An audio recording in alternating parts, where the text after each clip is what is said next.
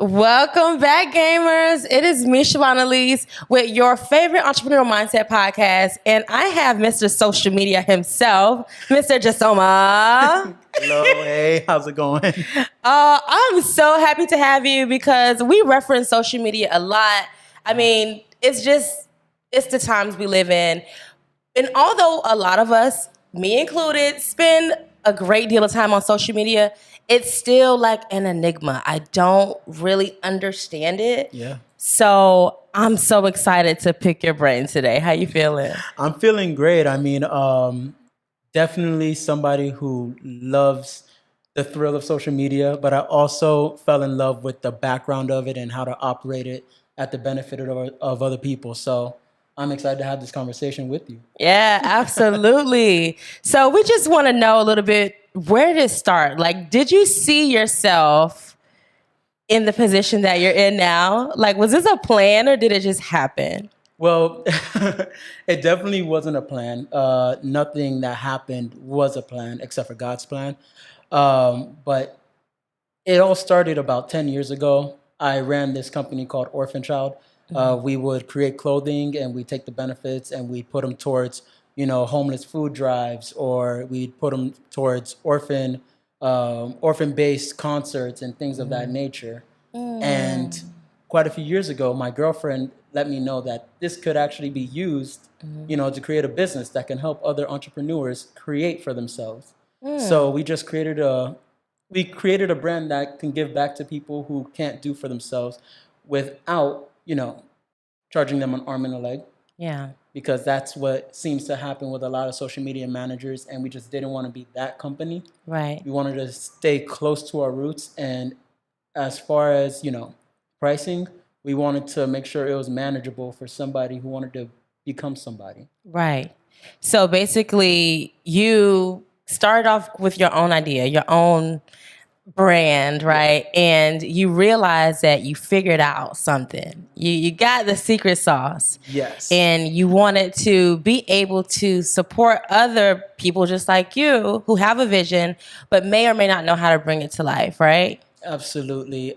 We realized that there's a way to utilize organic growth or, your demographic and reach out to people who are like-minded or people who just care about your product. They just don't know about it yet. And we realized that a lot of people who were like us, who were young, ambitious, or even older and ambitious, were just putting up their billboards in a desert. So, Right. Right. So we just bring that billboard back to the city and we make sure that, people are able to actually see it. Right. And, take a part of you.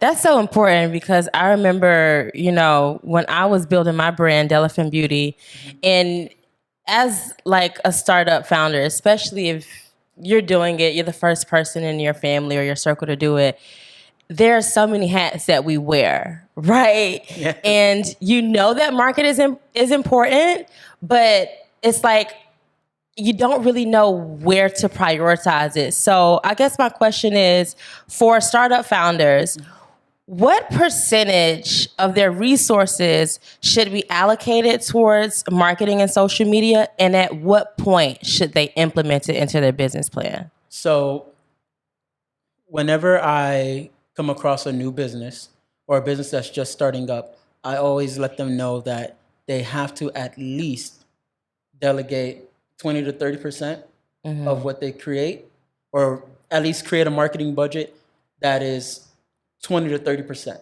Okay. So when you do that, you're able to actually branch out to the people that care about your content or care about what you're putting out. Another thing on top of that is to make sure that you have prepared content, to make sure that you have the armory to remain consistent. Yeah. Because what happens is that you start posting less and less because you don't have as much. Right. And people aren't going to keep gravitating towards your page or towards your business if you don't have content, you don't have anything to show for it. Because that's the new thing. Yeah. Like you could go on Google Maps and search up the newest restaurant, but The really fun thing I is got a TikTok. Exactly. You Forget go on their Google. TikTok. Like, honestly, my whole anniversary, I looked at TikTok and I was like, what are fun things to do in this area? Yes. You know? And then you see people trying stuff out, trying to, like, that's what the big thing is. Yeah. So you really want to make sure you have the content to keep on going and pushing forward what your brand is. So you do have the important sense of putting that 20% aside and saying this is going straight to marketing, but then you also have to have the content to back up that marketing that you're putting forward. And that way you could trust your social media manager to do their job effectively. Right. So you're able to really build that funnel out. Exactly. And, you know, that's what it is. It's just building out that funnel. And what we call it in J Markets, we call it a skeleton, right? So I create a skeleton for all of my clients bi-weekly or every week. So, and it's up to them whichever way they want to do it. So we build out Monday, Tuesday, Wednesday, Thursday, Friday, Saturday, Sunday. We build out what content we're going to put out, what we're going to do, and we make sure that they review it, and we make sure that, you know, I review it Right. first and foremost. And then we post the content for them throughout the weeks. Okay. Now, the important part about that is to make sure that we don't plan too far ahead as to where something won't be relevant anymore. Right. Or the audio that you use won't be relevant anymore, or people aren't doing this trend anymore. Oh. We don't plan too far ahead, but we don't plan so short term that you just run into a brick wall every time. This is getting sticky. Oh my God. Okay. So It's the real deal. so you have to have 20 to 30% of your budget allocated towards marketing. You have to have batch content to be able to last for, say, how long? I would say it would last for at least 2 to 3 weeks. 2 to 3 weeks. And so how many times should someone post in 1 week? So personally, and I'm just going to generalize because of what the information tells us, because if you do research it, this is what they do say. You post about 2 to 3 times on your stories. Let's use Instagram for an example, because it's the one that majority of us are using right now, right? You post 2 to 3 times on your story, and then you post once on your feed every day. Every day? Every day. Now, this is the thing about 7 days a week, 3 times 3.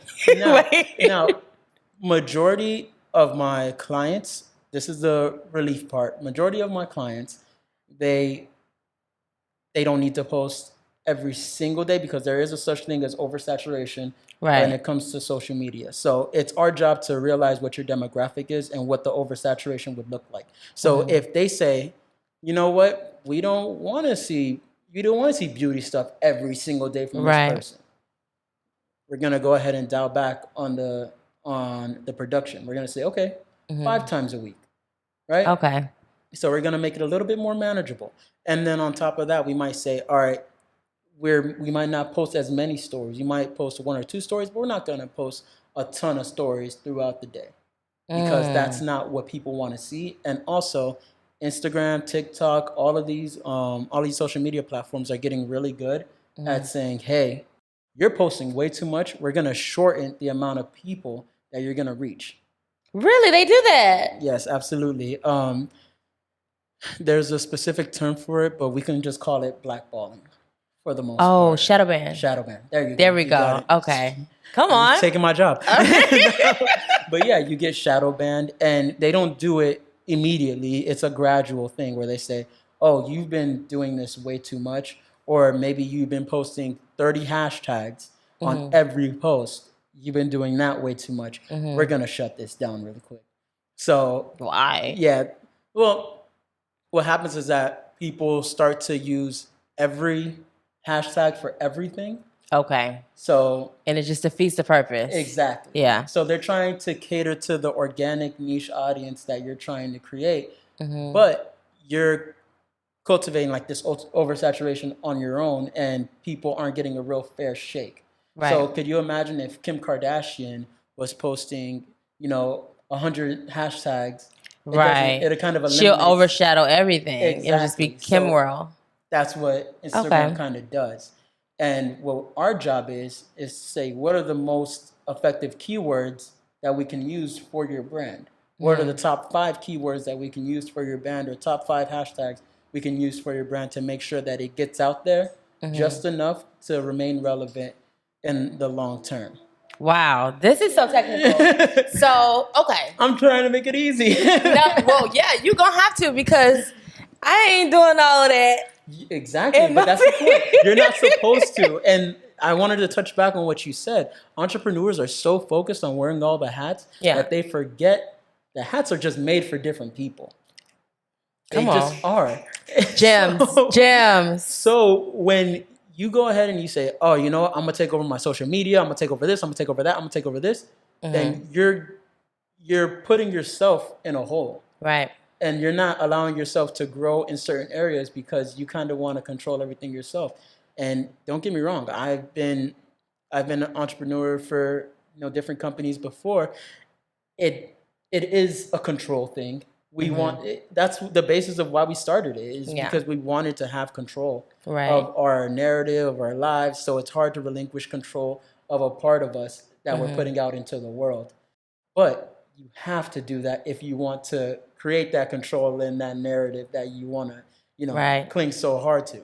Right. So that's why at J Markets, at least, I don't speak for every social media manager. I'm not speaking for every other social media manager. But what we do is that we create your media, we create the content, we do the video editing for you. We make sure we chop it up and put it all together for you. And also we put it out for you every single day. So you never have to touch it. The only thing you would have to do is stand in front of the camera and do what you do. Okay. So I think, I have two separate questions. Of course. Should I give them to you both at once? Doesn't matter. It's fine. Okay. So first question is, what do you think about the exclusivity model, where it almost, certain brands want to come off with a certain air of scarcity, where it's like, it's not for everyone. You're not going to see it all the time. It's very, very private, almost secret. Is there a marketing strategy for that? Well, yeah, but it's going to be very difficult at first. I always try to let my clients know how hard something is before we start it, but that is very difficult to accomplish. But there is a market for that. There's a market for niche. There's a market for, I can have it and you can. There's a market for Birkin. Not anybody could get one of these. Right. You can't even buy one of these. Right. That's one of the things that make them so, profitable. You can, is it the smartest move for somebody that's coming up? I don't think so, because a lot of questions are going to arrive, like, who are you to say that this is more, this deserves to be sheltered away from everybody else. Except for, do you think that adds to the allure of it, though? It could, but then at the same time, your productivity or the quality of your work would have to be so high that people would want it that bad. So I heard from somebody on TikTok, oddly enough, that companies can't have just one of three things. They can't just have a good product. They can't just have good prices, and they can't just have good services. You have to have at least two of the three, right? So a lot of people, and I don't know if you're in touch with the Keith Lee drama in Atlanta. I don't know. What is it? All right. So pretty much there's a food reviewer called Keith Lee. He's blown up on TikTok for doing food reviews. He just sits in his car, does a review. Okay. Yes. So he went to Atlanta. He's doing like a tour, I guess, or something like that. And he pretty much is exposing Atlanta for not having great service, not having having good quality of food or whatever it is, but just not having good service and not having a great price point.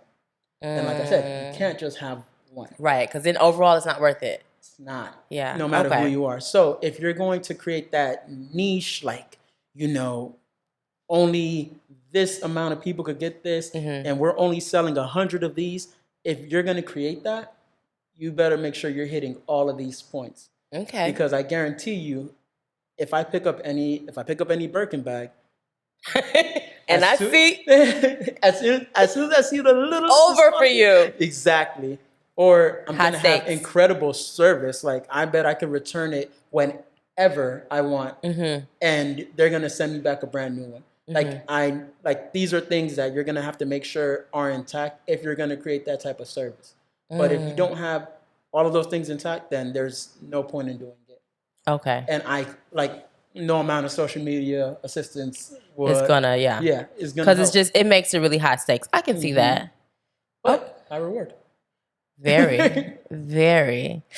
Oh my gosh. It's like so many questions are swirling around. So social media is so powerful and it can be so dangerous, right? So how do you, running not only your own social media and your own podcast and your clients, how do you maintain a healthy relationship with social media? I think that's a very good question because I think about it to myself every once in a while. But I think the best thing to do is just to make it what it is. It's a tool. Right. You know, if you stop looking at it as something that's personal towards your life, then you just won't care as much. Right. Like, you see me here, like, I'm not dripped out in designer because I'm on everybody's Instagram. I don't have a fresh cut right now because I'm going to be, no. I'm going to present myself as I am because I don't let myself be influenced by what's on social media. And that's the biggest thing. Yeah. You take what you can from the things that you want to take from. Like, so if I'm looking at a page and I want to get a better physique, I'm not going to take every exercise from this person. I'm going to take what's going to work for me down the line. And that's what I think we should do for social media. We just need to take what is going to work for our lives. Take that from social media. Don't take everything because then you're going to go crazy. People are crazy. People have gone mad. They have. And as much as I love social media, I do realize the strain it's put on a lot of people's lives. Yeah. So I could understand why people are like, it's terrible for you. You know, you need to get off of it. And right. Like that. But then there are people who can control themselves. And why are you going to shut it down for people who can control themselves? Who can control themselves? Like, it just isn't fair. So, I mean, you just want to have a level head when you're going into something like that. So, okay. So it sounds like being grounded in who you are and your own authenticity is what keeps a healthy balance between what's happening online and what's happening in real life. Yeah, absolutely. I think that we all have to do a good job throughout our lives anyway. We have to do a good job of finding ourselves. I go to therapy. I really do try to take care of myself. Yeah. In more ways than one. I mean, I could go ahead and I work out every day. I do all these things, but I really make sure that I take care of my mental before anything because that's what really does matter. And if you go on social media and let that be your therapist, let that be your, your chapel, let that be, your God. Your God, dude. Really? Then you're gonna end up going mad because you can never be good enough for social media. Yes. That is so real. That is so real. And it's like, because it's so accessible and let's be honest, it's just so damn entertaining. It's just entertaining. It's like here's a little black box and here's where you put all your idle time. Right? Yes. And that's the lure. Exactly. That's the lure right there. So First of all, you mentioned something earlier before the cameras came on. And I've been hearing this word, red pill community. What is the red pill community? Okay, so if you don't know, red pill, there's a difference between red pill podcasters and blue pill podcasters. So is this reference from The Matrix? Yes. Okay. Oh my God. Yes, it is. And it sounds dumb saying it because it is dumb. But red pill podcasters are, dude bros who buy microphones and they're like, yeah, we're going to talk about what it really is about dating and what you should do and shouldn't do. But they've never been in a long-term relationship. Right. Or they've been in very much failing in toxic relationships, and they give advice to people, and these people are obviously a lot younger, a lot more impressionable, so Yeah. they go ahead and they chase that idea of what this person is putting out, but it's not working for them either. So it's like, Right. I'm not even gonna try to understand why you would take advice from something that's not working for somebody else, but that's what they do. And then you have the blue pill podcasters who are like, oh, we have to be softer and weaker. Oh, okay. A woman, you gotta and I'm like, So it's all BS. it's all BS, because behind the scenes you're not that person, and you're just creating or cultivating this identity that no man or woman could live up to, Right. and you're shoving it down other people's throats and making them believe that that's a reality when it just isn't. So that's in a nutshell what That's Red Pill crazy. and Blue Pill is. So if I'm getting this right, so red pill would be like what is his name? Andrew Tate. Yes. Kevin Samuels, Yes. R.I.P. And blue pill would be like Derek Jackson. Yes. Oh my God. Yes. Okay, so that's the best example of an authentic blue pill experience. It's like, Who cheated on his wife. Exactly. Y'all, man, you need to step it up. Y'all need to go ahead and understand that a woman, she's a gem. She's the most beautiful thing you're gonna have in your life. And you cannot by any means. Women, what are y'all doing? What are y'all doing? And then, I made a mistake. With her bonnet. Exactly, yo. And he had her sitting there looking as miserable as possible as he apologized. Holding his hand. Yeah. And then he apologized to us, and I'm like, you didn't do that to me. Like, what are you talking about? So about to lose his book deal. Exactly. He's like, oh man, I gotta say something. And that's what makes it like, it's all extremely hypocritical. And then you have the guys that are on the red pill side are like, you guys need to level up, get your money right. And then you gotta this and that. And then they live in their mom's house in the basement, My favorite. They leased this S-Class, ruined their credit score just so they could, or they rented this G-Wagon, and it's all for show. And I know these people. They're just not as, rich and famous as they show off to be. Right. But people are fooled by the illusion. The illusion. Yeah, and it's just toxic all around. It is so toxic. And I think, like, as I don't want to say consumer, but kind of consumer of the content. We all are. I think that we walk into it so naive sometimes, thinking like, oh, look at this person really sharing their story and really trying to help me. Yeah. When we have to really understand that, like in any facet of life, there are predators. There are people who are here to just get suckers and eat off them. And we're seeing a lot more of that from our favorite gurus than we want to admit. Yeah, and I think it's one of those things where you could only hide for so long until people start seeing the real you, or you can only hide from social media for so long because, the reality is going to come out sooner or later. There's going to be some blog written about you. Somebody's going to go ahead and say, oh, I saw you. The scandal. Yeah, I saw you over here with this girl. So how are you talking about being married? And that's why I say take the good away from things, but you can always just separate yourself from being engulfed in it.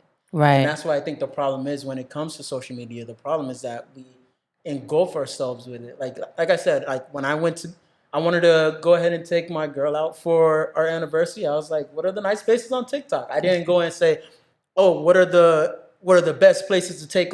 I didn't go into it with a negative mentality. I went into it with, oh, I just want to figure something out, and I'm gonna go ahead and get off and spend time with her. Yeah. That's what we should be doing. Right. But we're not using it as a tool. We're using it as a lifestyle. Right. That's so real. So being that obviously you deal with all type of clients, right? Is there ever a opportunity where you have to make a decision where it's like, I could do this for you, but I really don't support your message? Mm-hmm. Like in those moments, do you just do that unbiased work, or are you a little bit more intentional about who you agree to work with? I will be honest, because I always strive to be. when I first started, I didn't really I didn't really separate my ethics from what somebody was putting out. And I usually try my best to kind of stay out of things like things that have like morally. I try to stay out of it because my Yeah. morals don't matter when it comes to somebody else's business, right? Right. But the more I go along, I realize that when I do kind of put my foot down on certain things, it's only to stop them from making a train wreck out of themselves. Okay. So I have clients who are, not to knock them, but are serial entrepreneurs, which is like they want to do any and everything. Everything. They're lifestyle coaches. They're physical therapists. They are, they're nurses. They're Everything. they're estheticians. They're everything. They do it all. And to me, that's just a recipe for disaster when it comes to social media, because somebody's coming to you for real estate, and then they got to see you doing jumping jacks, and I'm like, what am I here Right. for? Like, So, I mean, in those cases, yeah, I found myself, kind of established, like kind of just having that conversation with them. I would still work with them as much as I can, but I would let them know that, I guess the best word for it is, there are limitations to what I can do. right. Because there's not going to be as much success as you want there to be, because there's no niche there. Right. Yeah. So yeah. That makes sense. So, like, when it comes to virality, I know that that's a big goal for, seems like everyone. And I know that you have been the brains behind many viral posts. Yeah. So can you tell us, like, what happens after that? So, and it's funny, we were talking about this before the cameras are on, when it comes to virality. The funny thing about it is that you don't want to, your goal shouldn't be going viral. That's not your goal.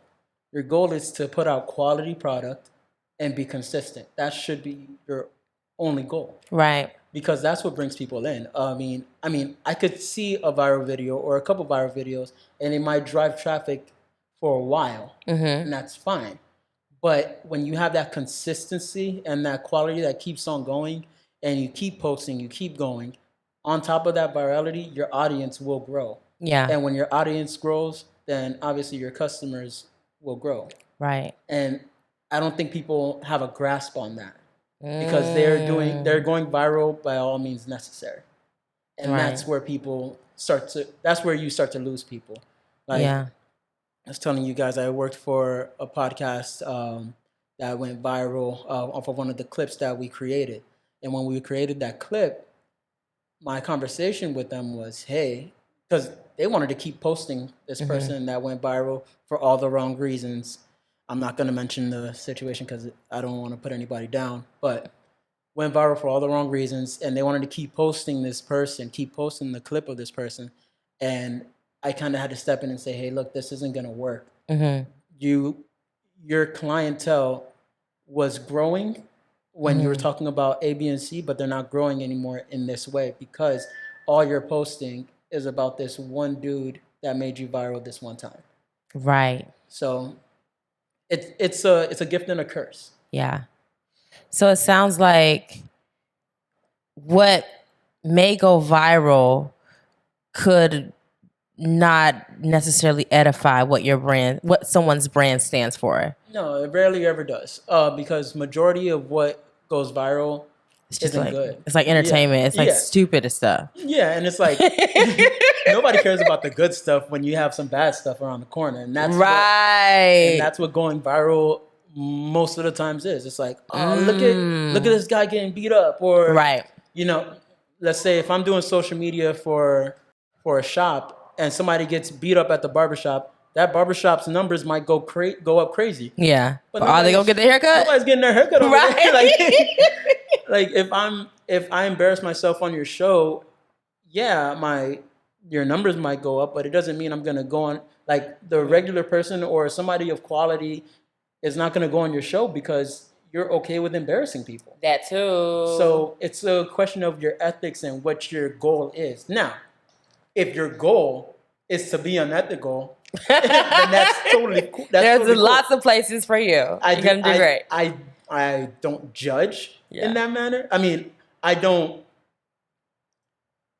judge from a business point of view because that's what your goal is. Right. I'll judge you personally, but I'm not going to judge you from a business point of view. Like that's just not my cup of tea.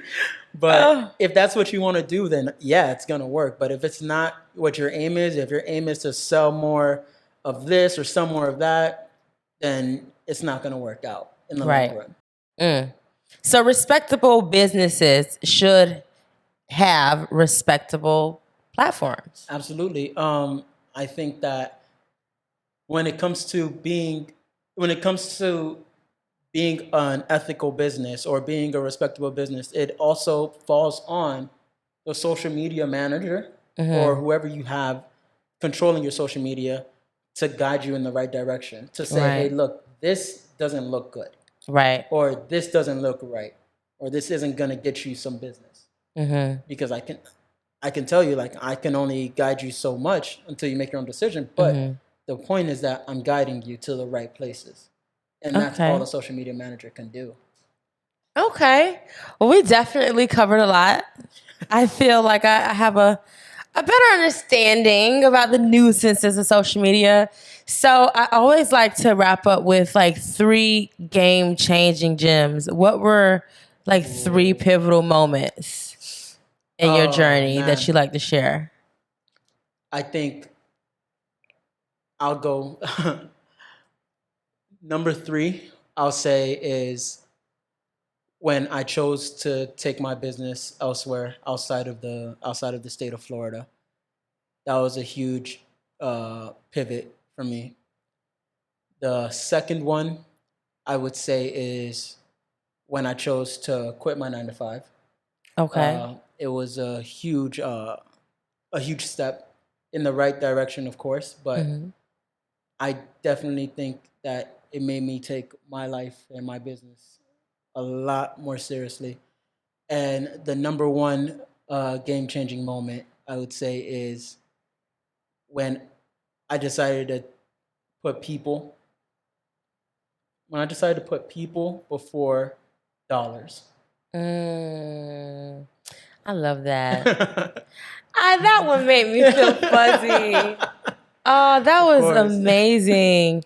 So for those of our gamers who need your services, of course, or just want to like be connected with you, how can we connect with you? Oh man, well, if you want to go ahead and reach out to me, you can always at jmarkets77 on Instagram, or you can go ahead and at jmarkets on TikTok.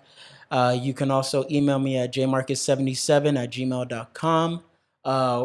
Or you can go on jmarkets.com. We also do build websites, so definitely take a look at our services and see what we can offer you. And we're more than happy to have conversations if you just want to go ahead and chat and see what we can help you with. And that's all we wrote. So it's been so incredible learning about navigating the crazy world of social media with integrity, with intention, and in success. So thank you guys so much for joining again for another week. I can't wait to see you next week and give you more game-changing gems. Until then, later. Cool.